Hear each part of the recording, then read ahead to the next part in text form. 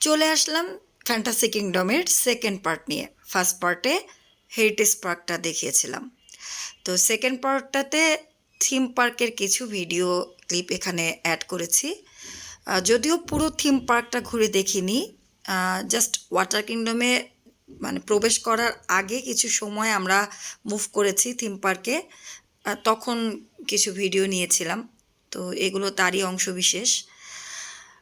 Actually আমার ছেলে কোনো মতেই মানে এখানে থাকতে চাচ্ছিল না। সে যত দ্রুত সম্ভব ওয়াটার কিংডমে গেলে ভালো হয়, সে সেটার জন্য ভীষণ ব্যতিব্যস্ত ছিল। তার মনটাও খুব আপসেট ছিল যে কেন আমরা খুব দ্রুত তাকে ওখানে নিয়ে যাচ্ছি না।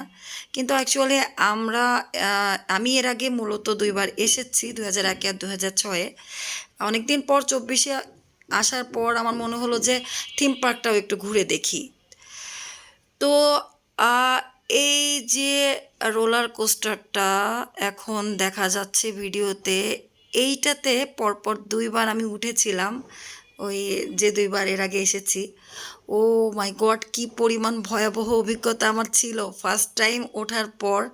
আমার সেকেন্ড বার যখন এসেছিলাম তখন মানে কথা ছিল না যে এটাতে উঠবো, তারপরেও আর কি উঠে পড়েছিলাম।